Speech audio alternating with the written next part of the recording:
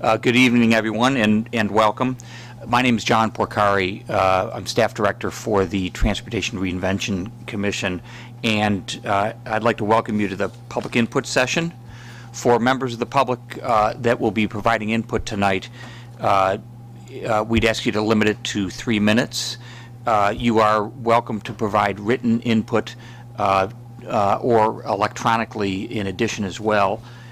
And I would also note for members of the public that there's a number of other ways to participate as well. There's an additional public input session after tonight, tomorrow, Thursday, July 17th from noon to 1 p.m. here in the MTA meeting room. You can also do this electronically.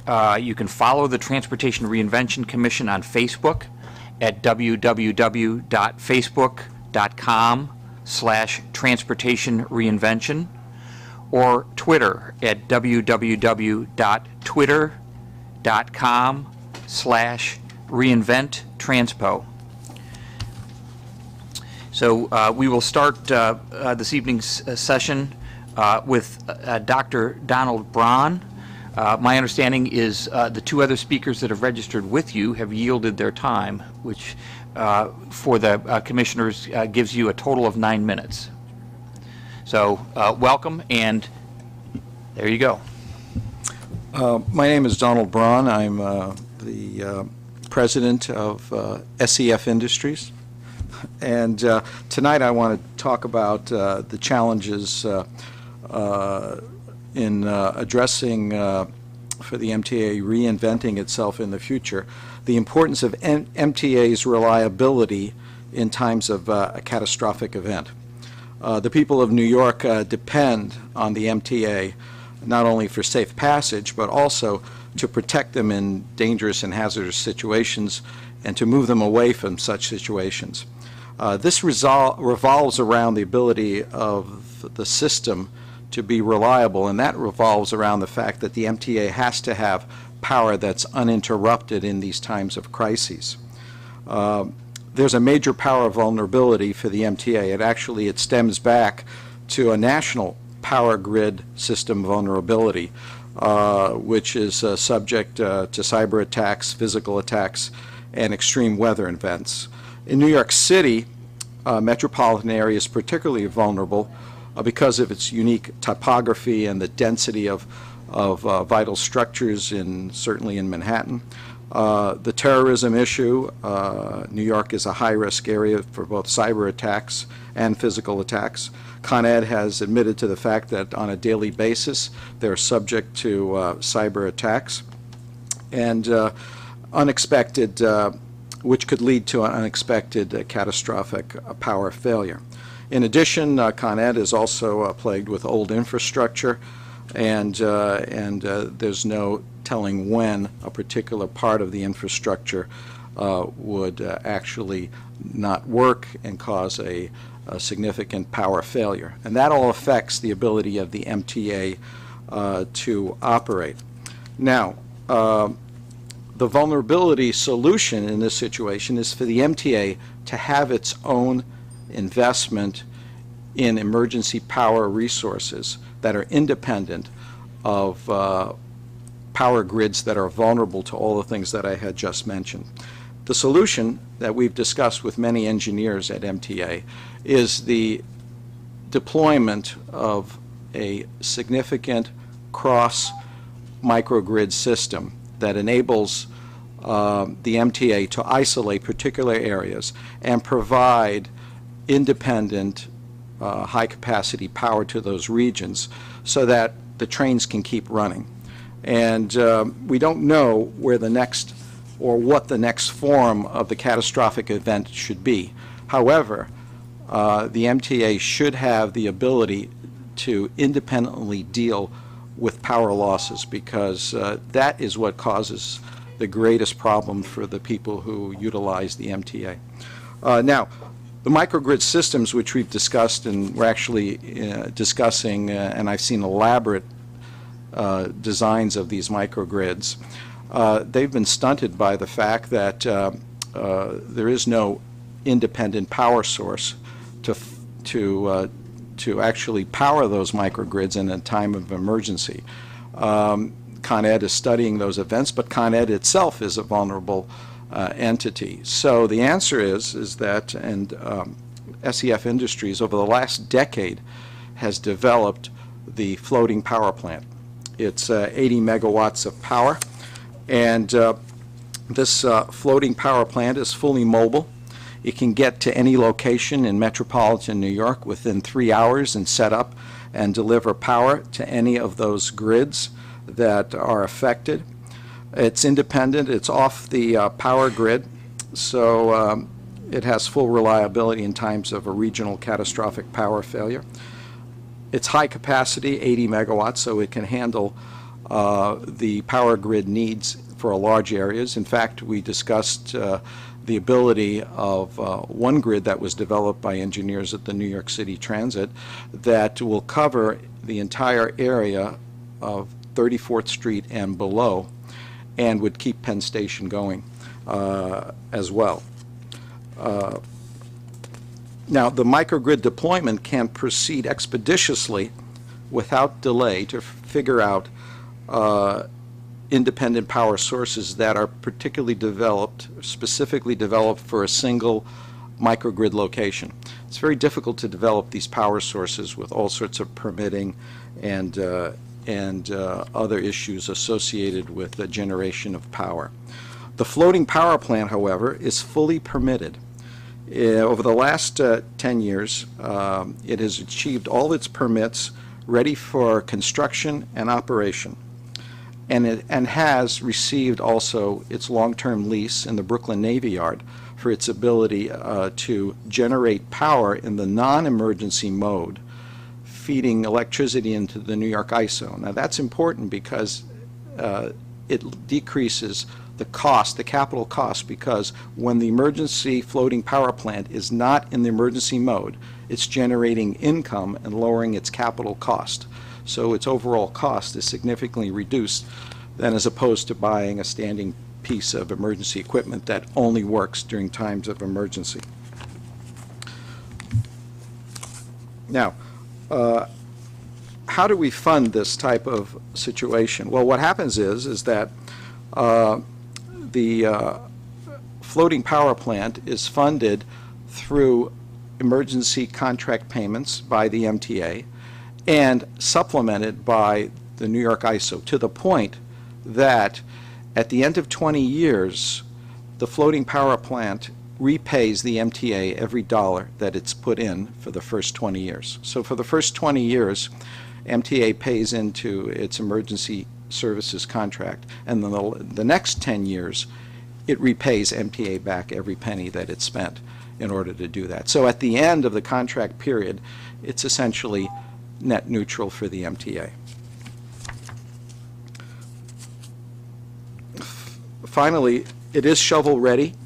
It can be completed in 14 months, built in the state of New York, and ready for deployment, and allows the ability for MTA to not delay deploying its own microgrid systems.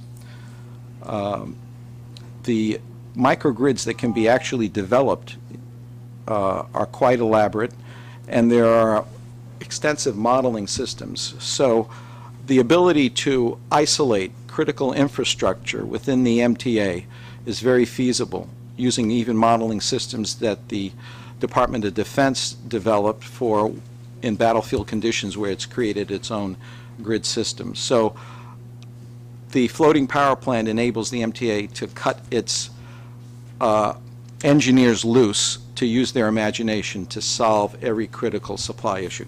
Now, in the handout that we will provide to the committee in an email, we have in fact given examples of the different microgrid designs that essentially cover significant portions of Manhattan that can be powered by the emergency floating power plant. Finally, we have gotten support from the Office of the Mayor, the Greater New York Hospital Association, the Memorial Sloan Kettering Cancer Center, and Con Edison, supporting the idea and the concepts. Also, I'd like to mention that the floating power plant is not used in the United States. However, there are 40 existing floating power plants all over the world providing emergency and even regular services. So there's a huge experience associated with the floating power plant. In fact, our marine construction partner in this has built the majority of these floating power plants all over the world, delivering just recently 2 150 megawatt floating power plants to Venezuela in a matter of 6 months. So the technology is quite tested. Thank you. Thank you. Any questions from the commissioners? Craig? So I understand this thing is floating in the river somewhere.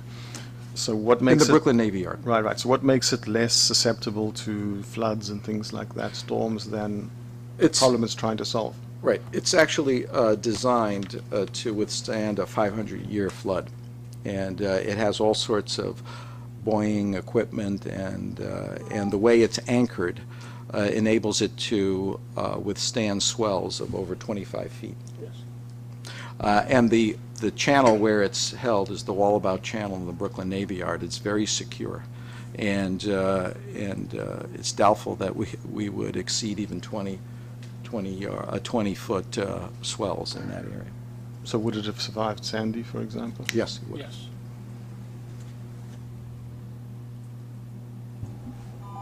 Any other questions? Thank you very much.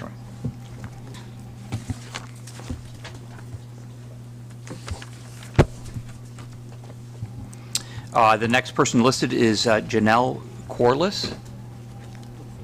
Welcome. To the podium, please. Oh, thank you.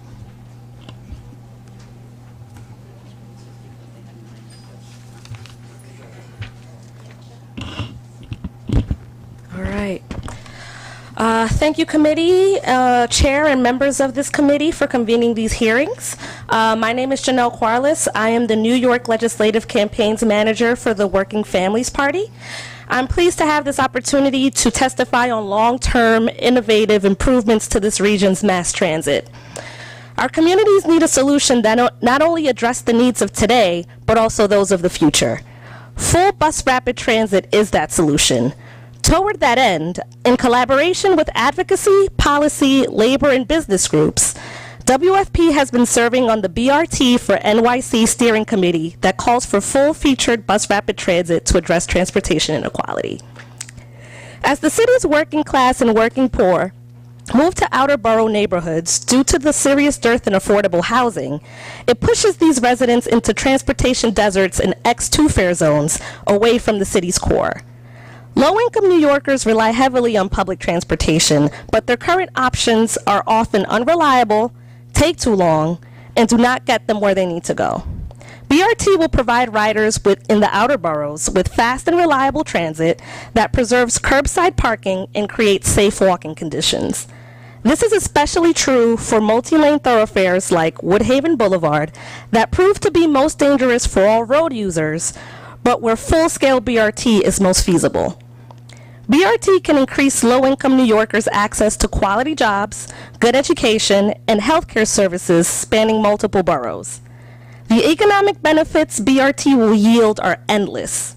Since every borough except Manhattan gained jobs in clusters that are typically underserved by transit over the past decade, BRT can springboard new job creation and business investments simply by getting folks to work faster. Take Cleveland's Healthline BRT route. Along that corridor, 5,000 new jobs were created while stimulating $4.3 billion in development. BRT is also known to boost sales for local businesses through the increased foot traffic it helps generate. As a user of this city's select bus service, I have seen firsthand how modest changes to bus service can deliver significant benefits for riders. Full-featured BRT builds on improvements of existing SBS routes. Buses would travel in protected bus lanes in the center of the roadway, and riders would benefit by level boarding at BRT stations. Therefore, I strongly urge the committee to provide budgetary support for buses required for fully articulated bus rapid transit features, physically protected dedicated center lanes as paramount. BRT will improve the city's economic vitality, increase safety and efficiency for all buses, cars, pedestrians, bicyclists, while providing access and restoring equity for millions of New Yorkers. Done. Excellent timing. Thank you. Thank you. Thank you very much. And Ms. Corliss, you're welcome if you have input that you'd like to either send us electronically or copies, we'd be happy to take that as well. Okay, I will give you physical copies. Thank you. Our next registered person is Stephen Hirsch. Mr. Hirsch, welcome.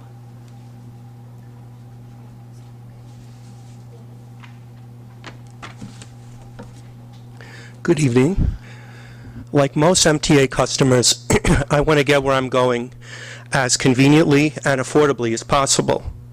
The MTA's trend, however, is to spend a ballooning share of capital and operating budgets alike on things like security and climate resiliency. These don't directly satisfy my basic needs. Today I ask, can we have both these necessary infrastructure improvements and a faster, cheaper commute? And indeed we can if we think holistically rather than politically with our capital dollars. As a Long Islander who works just 2 blocks away from the building we're in tonight, East Side access sounds great. But how much lower will my fare be without it? What about the tax dollars and bridge tolls paid by those who don't even benefit? Is there an alternative to this $10 billion and growing money pit that began construction in 1969? Let's look at the real problem. There is no easy way to get between Penn and Grand Central stations.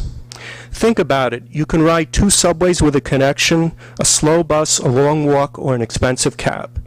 Even if we have both East Side Access and Metro North's Penn Station Access project for the New Haven line, some people will always need to transfer between the 2 terminals. As a lower-cost alternative to these huge, never-ending projects, I propose a variant of the so-called Alternative G, which is documented in this document from the MTA's 2003 ARC Summary Report. Note that this is not the Alternative G from the plan to extend the 7 train to Jacob Javits and potentially beyond to Penn Station. The option I'm talking about extends the southernmost Penn Station tracks eastward. An MTA implementation of this could build a new subway station between 7th and 6th Avenues, serving Long Island Railroad, New Jersey Transit, Amtrak, and Path travelers. I propose a nonstop shuttle to Grand Central Station following the basic footprint of this 2003 option, but implemented as a subway connection. I urge the Commission to think about my basic needs, to travel as quickly and cheaply as possible.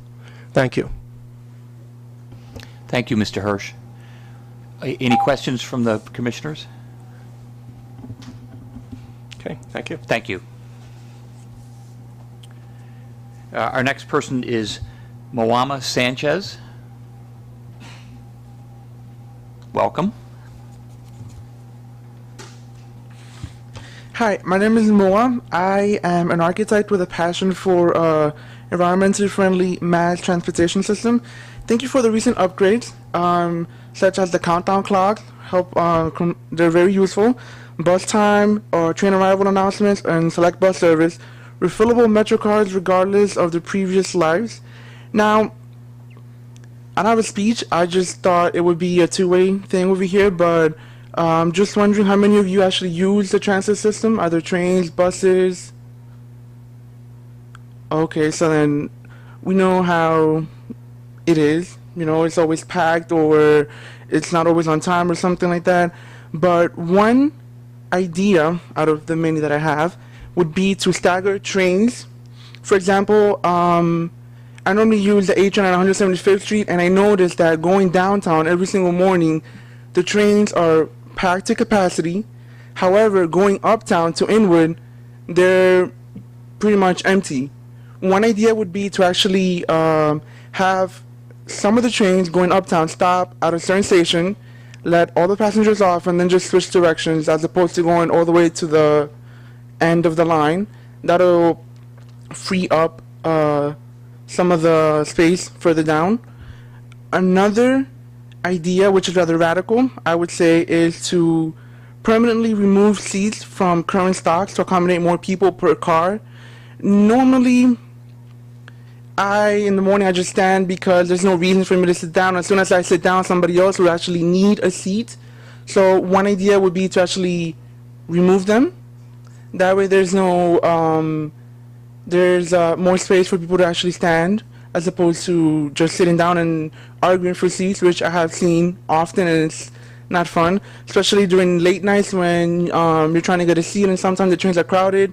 People actually have either their feet on the seat and afterwards it's just dirty, something you don't want to sit on. Of course, there will be some exceptions towards the end of the cars where there will be seats for the elderly, disabled, or pregnant women.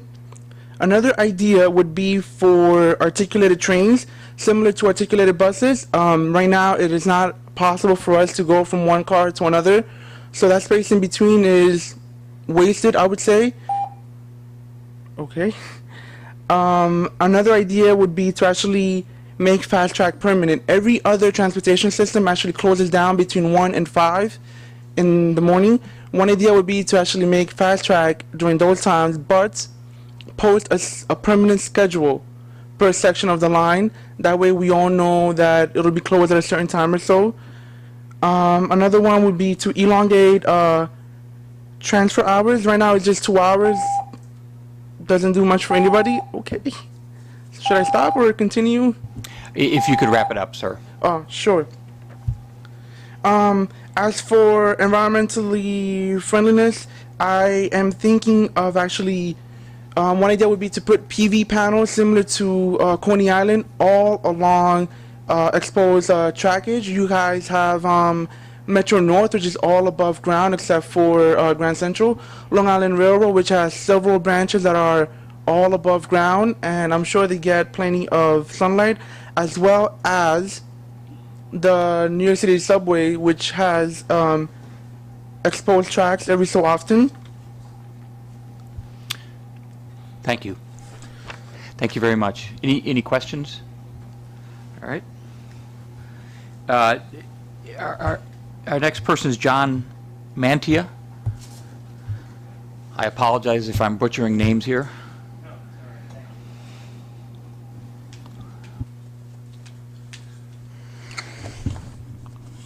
So this is my first type of meeting being here. I'm a new New Yorker. I came to New York from going to Fordham University. I've since graduated, and now I work right up the street. So the subway system itself has always been fascinating to me. Up in the Bronx, obviously we use the 6 train a lot, or the 4 if we can catch it. And the BX12 was my bus of choice going to that subway stop. So in my long trips down to Varick when I used to work down in Soho from the Bronx, I spent a lot of time thinking about how the subway could be more efficient or easier. And when I look at, I kind of expected more of the panel to be here. I took notes on everybody who was going to be here. But the thing that really frustrated me the most was the seemingly lack of technology within the tunnels. I know that people my age, and if you look at the members of the public who are here, they tend to skew younger, while I think the panel tends to skew a little more older. So, I mean, no offense, I'm 23, so if you're 40, you're 17 years older than me. But I think that the part of the reinvention discussion needs to focus on technology, and having young people like myself, or technologists, I mean, New York is now a center for technology, involved in the conversation, because a lot of the problems that people have with the subways could be solved mostly by having cell phone access in the tunnels. Because all these issues that people have with the timing of the trains, with being able to get access to information or having communications about delays can be solved largely by the communication. And now that most people in the city have a smartphone, having access to that technology could really unlock a lot of the potential and really help solve a lot of the problems in the subway. So that's kind of my main proposal, is increasing, almost laser focusing on increasing access to information technology, particularly cell phone service in the tunnels. Because I think that the spillover effects of being able to access data in real time will solve a lot of problems and probably alleviate a lot of these big issues of having to have all these complex technologies on the trains. If you allow people to access the data, it'll evolve organically. I guess that's my point. So I have 38 seconds left, so I'll finish. But if you have any questions, feel free. Otherwise, Craig? So could you give me an example of something you would do if you had data access beyond looking at Facebook?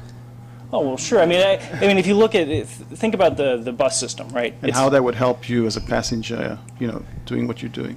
Well, for the bus system, for instance, I'll use that as an example. It's very convenient to know when the bus is coming, right? Like, I don't really care how far away it is, like what station, where it is. I need to know when it's coming or where it is within the tunnel.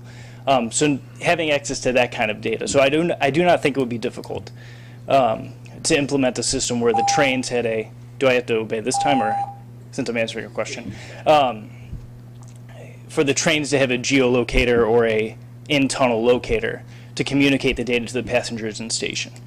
Another example is, and think about the productivity, right? Like when I'm on the train, I can't access the news. And you use Facebook as an example, but I read the FT or the Wall Street Journal, New York Times every morning. And if I'm taking a 6 train, let's say, and I can't access that on my phone, and I'm going downtown, that sucks. It's a total waste of time.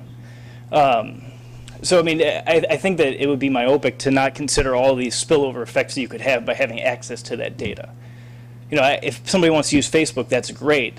But if I want to think about my new app, or if I want to work on a client presentation while I'm heading down to a meeting on Google Docs, that's very valuable. And right now in the subways, I can't do that. And if you're commuting from Fordham, for instance, you have a 45-minute train ride where you're mostly underground. And I love reading books, but sometimes in the morning I'd much rather be working on something more productive. And since technology's moving more to the cloud, you kind of have to have access to the data. Any other questions? Yeah, despite our advanced age, we're very much looking at the issue. Technology is really changing government, the private sector, and it's really been the MTA has been a magnet for technologists. We have, the agency has a developers page that has a lot of information and databases. So I don't know if we're going to end up in all the places you want us to be, but there'll be a lot in the final report on how technology can improve the rider's experience traveling by transit.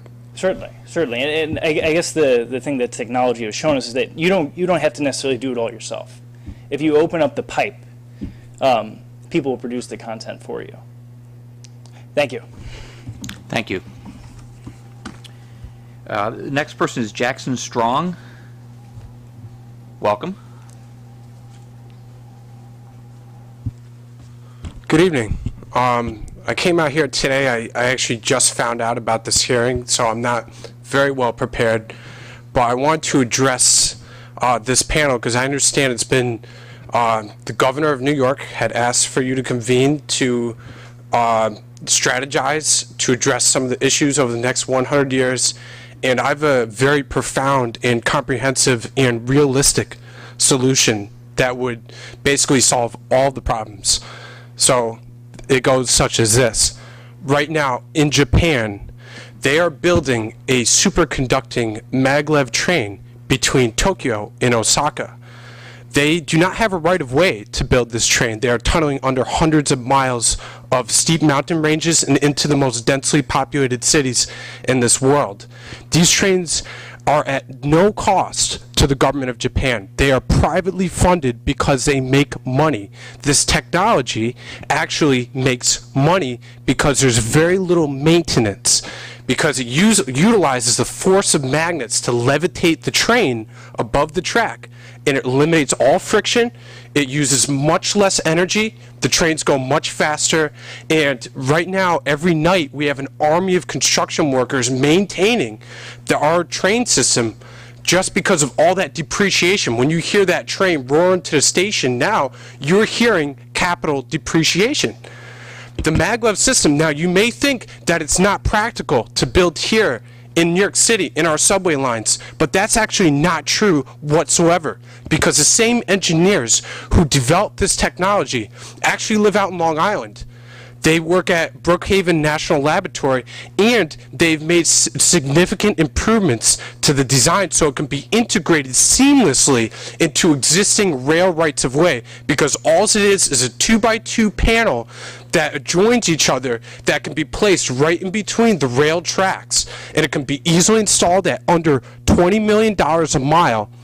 And you know, it would solve all of the problems that we have. Now, you may think this is a crazy idea, but I should remind you that the governor's father, Mario Cuomo, when he ran for re-election in 1993, he championed this exact idea. It is real. It is being built. It is being built without subsidies, and it could be built right here in New York City without any subsidies whatsoever. And I strongly encourage you to look at the idea. I can give you plenty of information. Unfortunately, I came from work. I did not have an opportunity to grab any of this, but I can send you diagrams. I can show you exactly how it could be done, and it would eliminate all of our most of our maintenance budget, which eats up a huge share of the MTA's resources. We could have faster trains. They would use, you know, less electricity. There's many, many different benefits. Thank you very much. Craig? Isn't it true that maglev trains are for long distance so they can go very fast without stopping, but in a subway system that's not what we're doing? Right, absolutely not.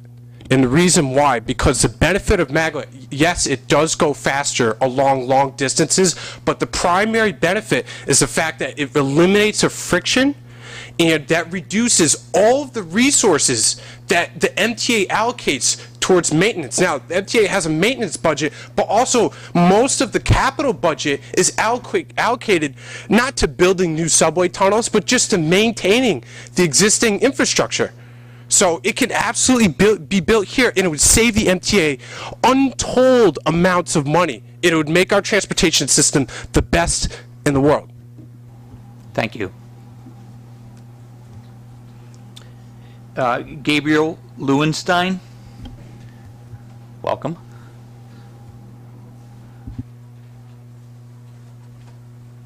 Hello, everybody. Thank you so much for holding this public session. My name is Gabriel Lewenstein, and I'm here as the chair of the Manhattan Young Democrats Transportation Committee. We're an all-volunteer organization of politically engaged young people, us young folk, another one. As the younger generation, we're excited to just put forth our policy platform for what we really think are the important things to be looking for. First of all, as just brought up, it's important, we want to stress repairing the existing infrastructure to good working order. We commend all of the hard work that's being done through the capital program and urge the Commission to rethink any more capital investments that expand or improve the system until the current assets are brought into good working order. When expanding and doing improvements, the priority must be climate proofing. As Hurricane Sandy showed us, how vulnerable our system is. And from severe delays to damage to critical components, we know that our current transit system is vulnerable to extreme weather events and climate change. And we ask the Commission to give us the necessary resources to ensure that the city is prepared for changes in the environment. And that could be flood prevention in tunnels, protecting system electronics, raising entrances to stations. These are things that we really must happen to be responsible. Invest in public transit over roads. As many of us young folk know, younger generations are moving away from buying a personal vehicle and taking public transit, cars, or biking, walking, and infrastructure investments should reflect this. So as anybody who's taking, you know, the M42 or M50 buses, which won the Strap Hangers campaign's Pokey Awards for the slowest ones in the city, will tell you, you know, buses are going too slow, we're having cutbacks in service or making subway commutes longer. And so we really urge the Commission to put money where it'll do the most good and bring bus rapid transit to New York, increase station capacities, and improve service schedules. Manhattan Young Democrats supports Move New York's fair tolling plan as championed by Sam Schwartz, which would adjust bridge and tunnel tolls across the city. The plan will reduce congestion in the central business districts, overburdened streets, improve the pedestrian environment, and raise $1.4 billion in revenue. We do recognize that this will take significant political courage, but it's critical for bringing the MTA's financial situation in order. Finally, we just are excited about the move to the modern payment system. a few of us MYD members really remember the days of the token, but we've all experienced dysfunctional Metro cards, and we are really excited to hear that the MTA is making efforts towards a contactless payment system, as they have in Boston and London. This will save millions for the system, and will improve boarding times, especially if BRT, and create a smooth, modern system. So thank you so much for taking the time to hear from us, and we look forward to hearing the recommendations in September. Thanks for your input. Any questions from the commissioners? Thank you. Thank you. Do we have anyone else that's registered for the public input session?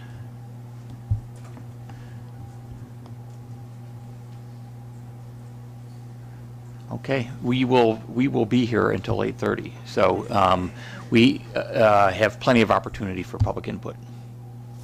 Thanks.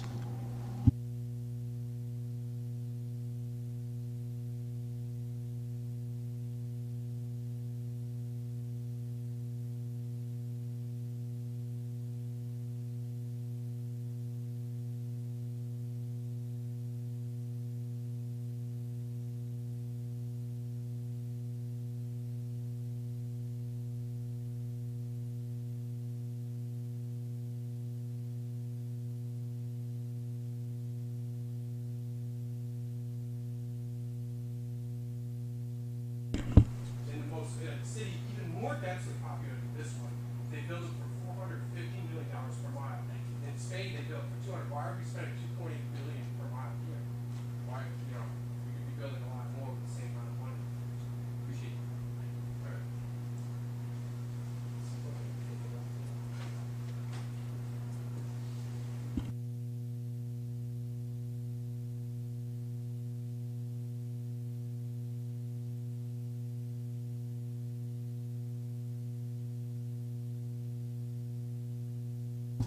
We have an additional person that had registered for input, Aaron Berger.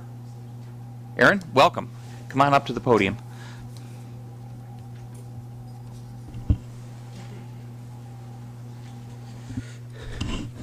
Thank you very much, ladies and gentlemen, for giving me the opportunity to speak. I want to begin by saying how proud the MTA makes me to live in this city. Anywhere else in this country, I'd be spending hours every day sitting in traffic, but here, I haven't even needed to learn to drive. And if I need to visit my grandmother, I take LIRR.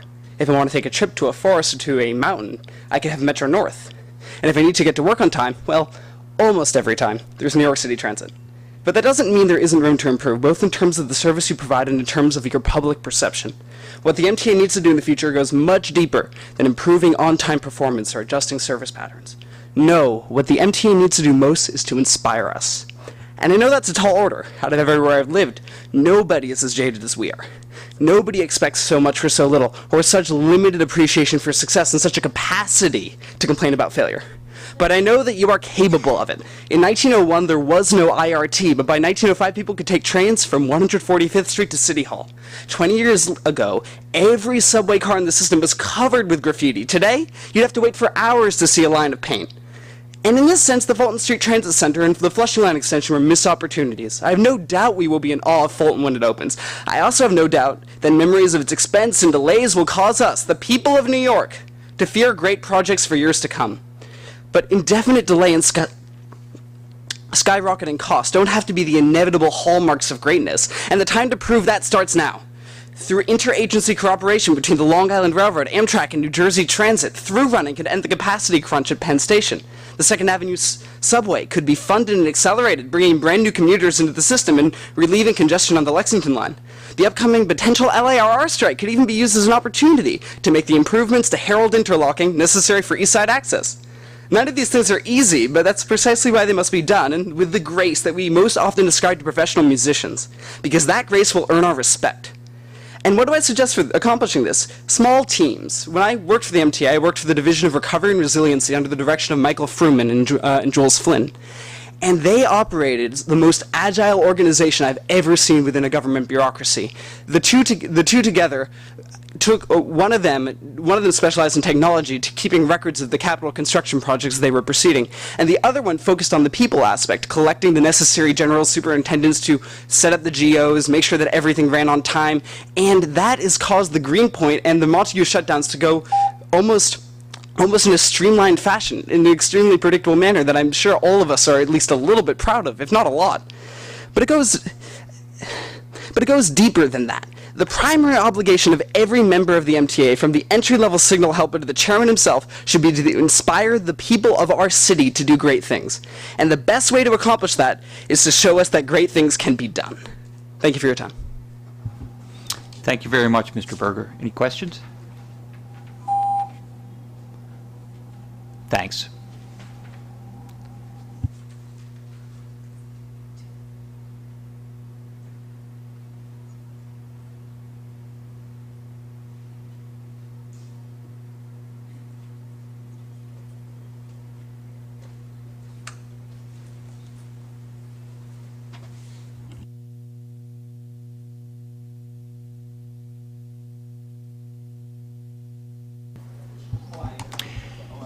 Good evening. Good evening. Sir, Yeah. if I could ask you, please state your name so we know who you are. Yeah, my name is Jason De Silva. I'm here to talk a little bit about the subway situation going on today, and the fact that 47 out of 468 stops are wheelchair accessible, and really that needs to change. So we've gone, we've gone up till now. We've gone up till now knowing very well that we can install elevators into many of the stations. And if we look back in history, elevators have been around since the Greek-Roman times. So really, New York City should get up and get on the bandwagon and make their stops wheelchair accessible.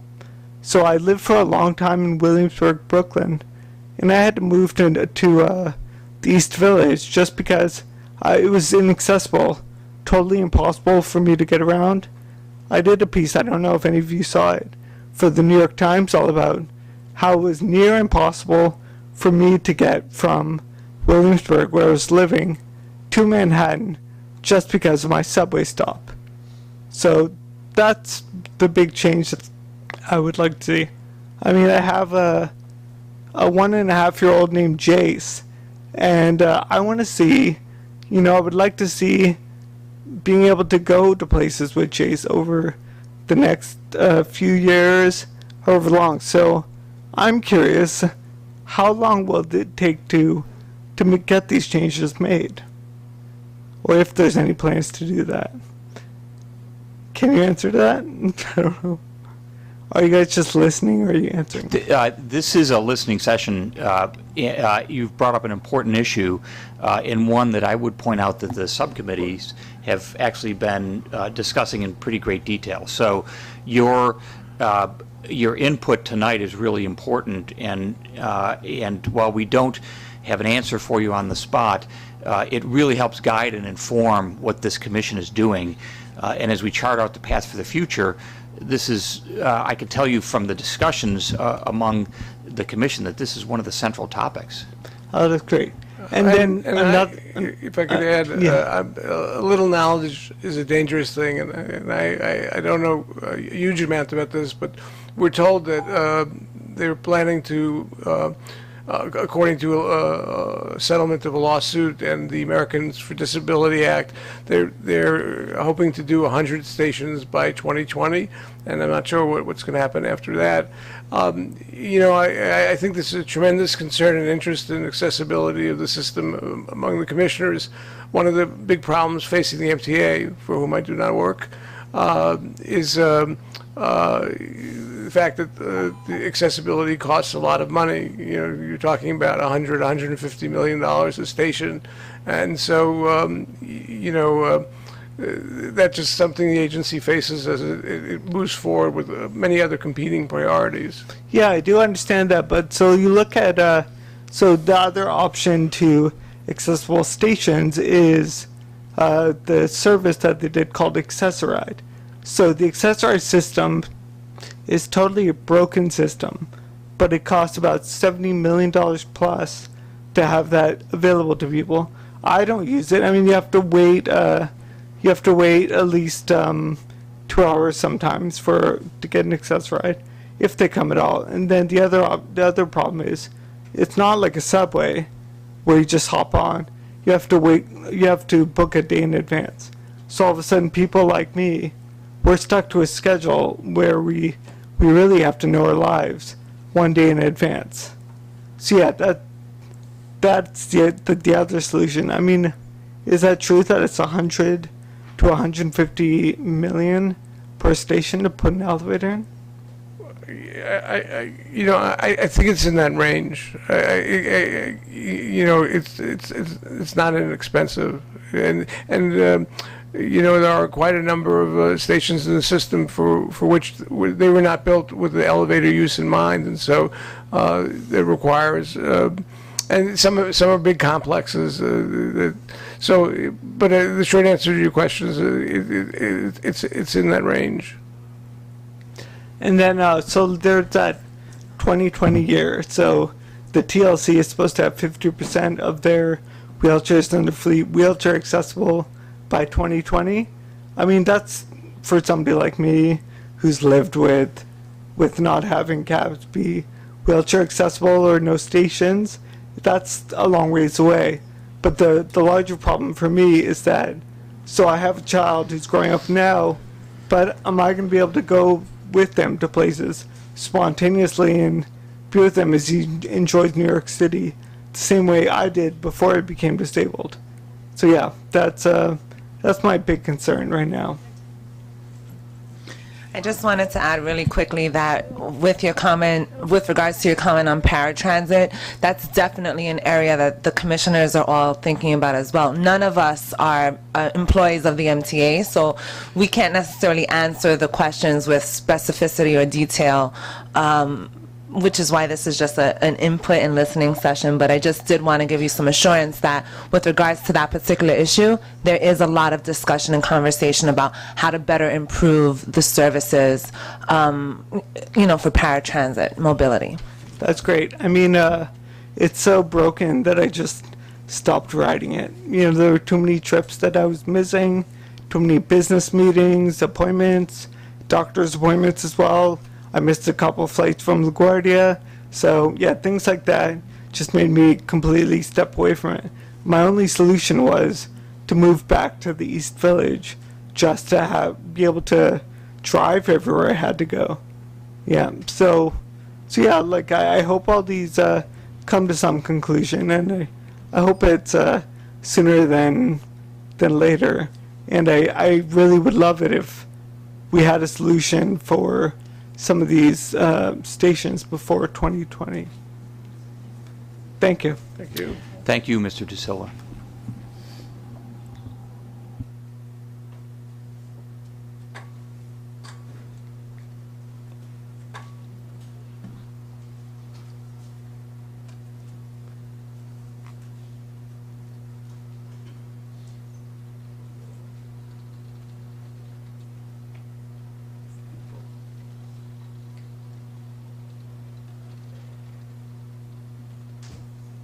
Nelson Beltran, did I get that right? Yes. Welcome, and we look forward to hearing from you. Thank you very much. I have been very interested in the New York City transit system ever since I was a kid, and especially after I began to regularly use the system for commutation, for high school, college, and for leisurely events. And some of the things that I've noticed, especially over the years, just to give some background, I've lived in the Bronx for most of my life before recently moving to St. Albans, Queens. And while I was in the Bronx, I was a regular user of the B&D lines in the Bronx, the Concourse line. And as part of this commission, it's about reinventing the MTA. It's about looking for solutions to problems both present and future. And one of those, I believe, ties into what to do about ridership increases and changes in service. The Concourse line has not received much change to its service pattern in many years, despite the fact that ridership at many stations has now reached levels unseen in many years. For example, Fordham Road, at nearly 4 million riders in 2013, has reached a ridership high that hasn't been seen in nearly 50 years. and Tremont, 44-year high, 167 recently reached 3 million plus. So I'm giving that as an example to show what MTA can do to tailor service to match increasing demand. Also, another thing I want to mention is the use of underutilized or abandoned rights of way for transit expansion. MTA has recently been using select bus service to provide low-cost service improvements to congested corridors.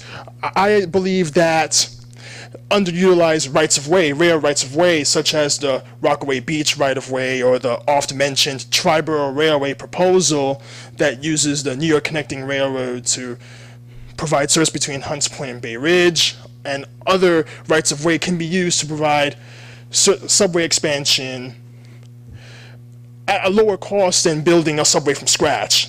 For example, Second Avenue subway is already well over $2 billion per mile, which makes subway expansion prohibitive. But if we can use these existing rights of way, we may be able to provide immense service improvements to many underserved communities at lower cost. So those are some of the suggestions that I am presenting to you guys as part of the reinvention. Thank you for that very thoughtful testimony. Any questions from the commissioners? Thank you.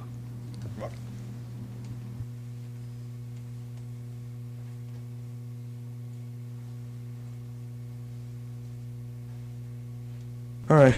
I'd like to thank members of the MTA board for giving me another chance to speak out my opinions about how I can help the MTA improve its business to make customers being happy. I want to address the certain issues regarding the newly constructed Fulton Center being built on Fulton Street, Lower Manhattan. I really like that the whole complex is beginning to take shape out there. It really brings out the beauty and character of that complex, even better than the Roosevelt Avenue 74th Street Station House in Queens, which currently serves the 7, E, F, M, and R trains. But the one thing I don't get is the whole connection you got going on. I know that Day Street passageway is guaranteed to connect passengers to the World Trade Center side. The only thing I don't understand is why you will connect the Fulton Center with the Cortlandt Street Station, yet in turn the World Trade Center Chambers Street Park Place stop. Let's see. I really don't think that the Fulton Center would in turn connect the Fulton Street Station with the Chambers Street World Trade Center Park Place Station, because if you're transferring from the 2 or 3 at Fulton Street to the R&E at Cortlandt Street World Trade Center, you would eventually transfer back to the 2 or 3 trains at the following stop after Fulton Street Park Place. Plus, I recently went to the World Trade Center East stop, and I see a blue bordered wall right next to the station agent's booth outside the fare control arena. Basically, the bordered wall represents the construction of the new free transfer to the R train stop. I would suggest on making the Day Street passageway a little longer so that you can try to connect it to the 1 train's Cortlandt Street stop when it reopens. Possibly make the Fulton Street station connect with both the Cortlandt Street R and 1 train stations with a free in-system transfer, and possibly rename the Fulton Center the Cortlandt Fulton Center. Let's see. The other topic I didn't have time to write because I was busy doing some evaluation. The other topics I'd like to address about the other certain subway bus service changes that are taking effect within the next 4 years. We saw many improvements last year, with some of them being ones that are cut from the June 2010 service changes. And hopefully I would like to give out what changes I would like to get to address to the MTA so that we can make transit run a little bit better. Thank you. Thank you very much, sir. We appreciate your input.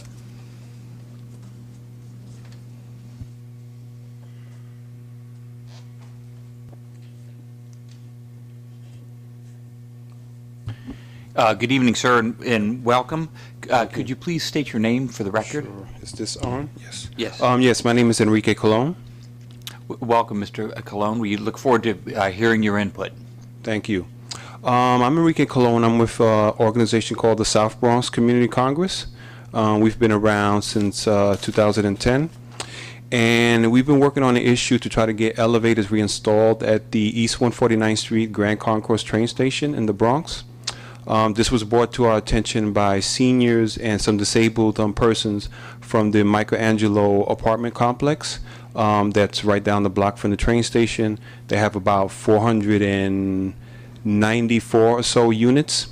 So what we did in 2012 is to help them is to create a petition. We gathered about 750 petitions in 2012, and we submitted them and testified at a public hearing that was held at Hostos Community College in November also of that year, 2012. And after that, we also did testify at a public hearing here at the MTA last year, July 2013. We got a letter back after we sent a letter also to the president of the MTA. Basically, they said they couldn't reinstall an elevator there, that there were old generators and things of that nature, so they couldn't do it. So, but the community still continued to seek our help. So this year in January 2014, we started our online petition on moveon.org, and we collected 1,731 online petition signatures, and also collected some hard copy signatures. We have about 171 that I'm submitting along with the online petitions, and there's still some petitions out. So after that, and we also held 2 press conferences with rallies in front of the train station, and also another one with the Hostos Community College professors, staff, and also the students in May. So we were able to, we also met with local elected officials, and the last meeting we had was with Councilwoman Maria del Carmen Arroyo. She promised to set up a meeting with the MTA. We did get that meeting. So on Wednesday, June the 25th, we met with the MTA and with some other representatives from other elected officials' offices, like Senator Serrano's office, Vanessa Gibson, the councilwoman's office, Melissa Mark Viverito's office as well, Community Board 4, and there might be a couple of other that are missing. Can I just conclude on what happened at that meeting? Oh. So we met with Robert Marino, and we were really advocating to get this prioritized in the next 5-year capital plan. He did say that he would talk to his supervisor. I think her name is Bianca, the last name. It might be Carmen Bianca, I'm not sure. And he said he would work on to try to prioritize this in the next 5-year capital plan. So we're hoping that that does happen. And the councilwoman did say that she was going to write a letter along with the other elected officials to submit it and send it to the president of the board. I don't know if she sent that letter out yet. I'm still in communication with her about that, but I definitely would like the board's support, the president's support, in order to get these elevators reinstalled again at the 149th Street Grand Concourse train station. The seniors, the disabled, there's Lincoln Hospital there, there's Hostos Community College, there's Progronis Theaters, there's the General Post Office, which is the biggest post office in the Bronx, that is located there. So there's a lot of traffic there and a real need to reinstall the elevators. They were there 30 years ago, and then, at that time there was a fiscal crisis in the city, and they never fixed it again. So we really are working hard towards this, and we hope that we get your support as well. Thank you, Mr. Colon. Thank you for bringing that to our attention, and we appreciate the input. Gene, you have a question? I really just have a comment. I don't know the ins and outs of the issue, but I'm very impressed at the incredibly hard work you and the community have done to press your issue forward and keep on pressing. Thank you. I appreciate it. Thank you again. Okay. Thank you.